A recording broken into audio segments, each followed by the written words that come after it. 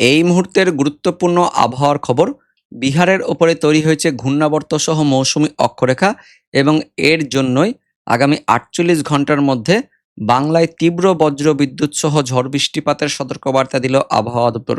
পাশাপাশি ঘন্টায় ৫০ থেকে ৬০ কিলোমিটার গতিবেগে দমকা ঝোড়ো বাতাস অর্থাৎ কালবৈশাখী ঝড় বয়ে যাওয়ার অ্যালার্টও জারি করা হলো। ইতিমধ্যেই ঝাড়খণ্ড লাগোয়া এই পশ্চিমের জেলা বীরভূম, পশ্চিম বর্ধমান, পূর্ব বর্ধমান এবং বাঁকুড়ায় বিক্ষিপ্ত বজ্রবিদ্যুৎ সহ হালকা মাঝারি ঝড় বৃষ্টিপাত শুরু হয়ে গেছে।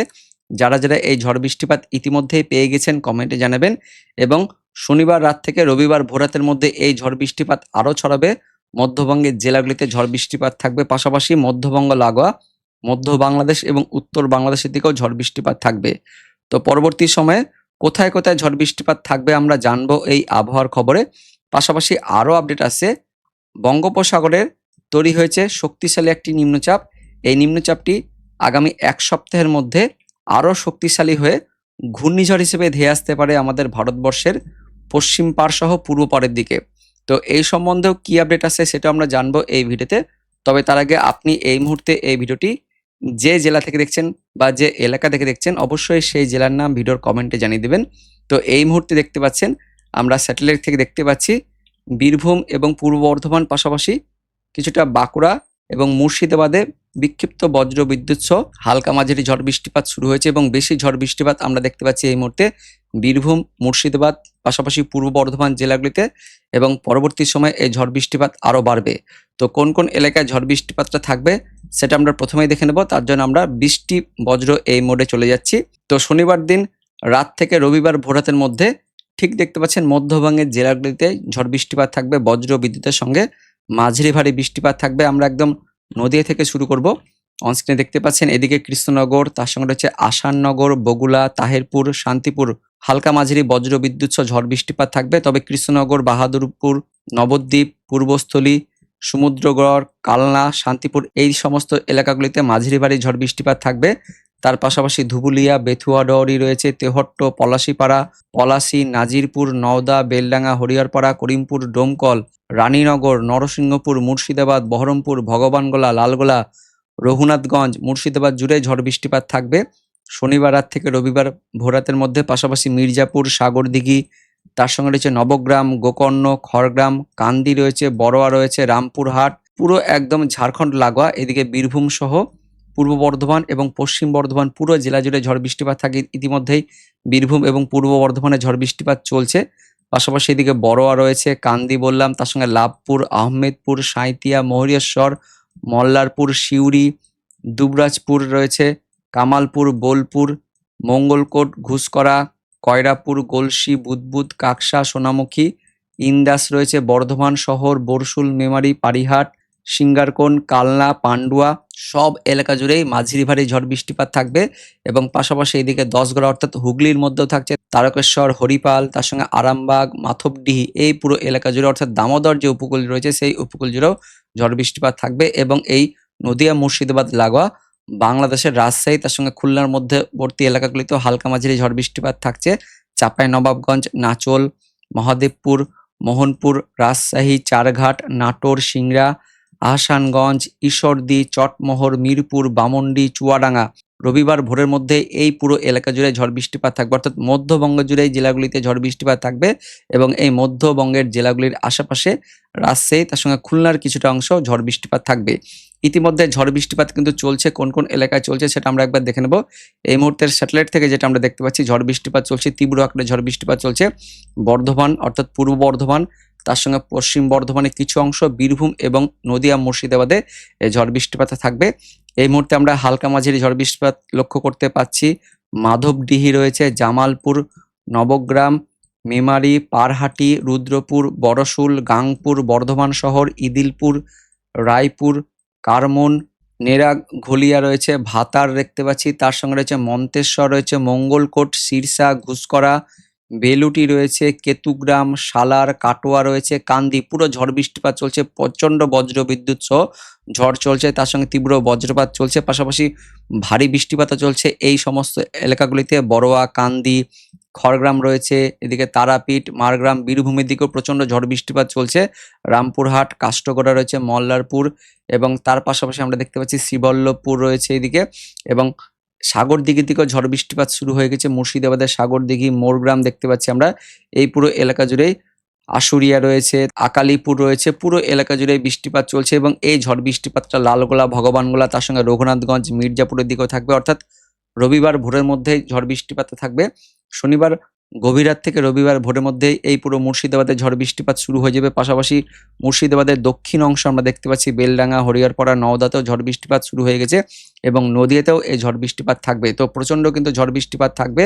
শনিবার মধ্যরাতের মধ্যে ঝড় বৃষ্টিপাত থাকছে এবং মুর্শিদাবাদ, নদীয়া এই জেলাগুলি পার করে পরবর্তী সময় অর্থাৎ শনিবার মধ্যরাত থেকে রবিবার ভোরাতের মধ্যে বাংলাদেশের রাজশাহী, তার সঙ্গে খুলনার দিকেও ঝড় বৃষ্টিপাত থাকবে। এরপর আমরা দেখে নেব রবিবার দিন কখন কখন বৃষ্টিপাত থাকবে, কোন কোন এলাকায় বৃষ্টিপাত থাকবে। তো রবিবার মধ্যবঙ্গের বৃষ্টিপাতগুলো থেমে যাবে, কিন্তু ভোরের মধ্যে আমরা দেখতে পাচ্ছি বাংলাদেশের এইদিকে খুলনা, তার সঙ্গে ঢাকা বিভাগ, এই বিভাগগুলির কিছু অংশে বিক্ষিপ্তভাবে হালকা মাঝারি বৃষ্টিপাত থাকছে। সাতক্ষীরা, কালিগঞ্জ, মোংলা, খুলনা, নড়াইল, যশোর, চিতলমারি রয়েছে, মাদারীপুর, ফরিদপুর, মানিকগঞ্জ বিক্ষিপ্তভাবে কিন্তু হালকা পাতলা বৃষ্টিপাত থাকবে। কিন্তু মধ্যরাতের মধ্যে মধ্যবঙ্গ আর এদিকে মধ্যবঙ্গ লাগোয়া রাজশাহী, খুলনাতে একটু ভারী বৃষ্টিপাত থাকবে। তারপর রবিবার দিন সকালের মধ্যে কোথায় কোথায় থাকবে, তো রবিবার দিন সকালের মধ্যে মেঘলা মেঘাচ্ছন্ন পরিবেশ থাকবে। এদিকে পশ্চিমের জেলাগুলিতে মেঘলা মেঘাচ্ছন্ন পরিবেশ থাকবে। বাকি সব জায়গাতে কিন্তু বেশ গরম অস্বস্তিভাব থাকবে এবং বেলা বাড়ার সঙ্গে সঙ্গে আমরা দেখতে পাচ্ছি পশ্চিম দিক থেকে অর্থাৎ ঝাড়খণ্ড লাগোয়া এই দিক থেকে জেলাগুলিতে বজ্র বিদ্যুৎ সহ হালকা মাঝারি ঝড় বৃষ্টিপাত থাকবে। তো রবিবার দিন দুপুরের ঠিক আগেই দেখতে পাচ্ছেন ঝড় বৃষ্টিপাত থাকবে ঝাড়খণ্ড লাগোয়া এবং উড়িষ্যা লাগোয়া এই জেলাগুলিতে থাকছে।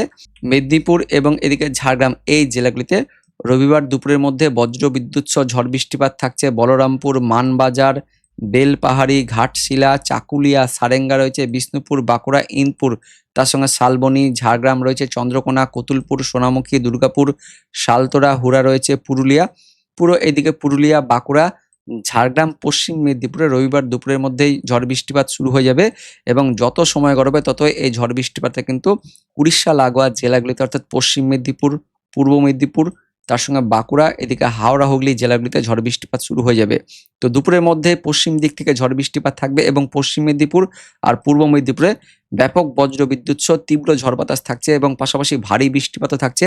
খড়গপুর, বালিচক, পাঁশকুড়া, পিংলা, সবং, নারায়ণগড়, কাশিয়াড়ি, বেলদা এই পুরো এলাকাতে আবার 50 থেকে 60 কিলোমিটার গতিবেগে তীব্র গতিবেগে কালবৈশাখী ঝড়ও কিন্তু বয়ে যেতে পারে, এমনই আপডেট জানিয়েছে আলিপুর আবহাওয়া দপ্তর।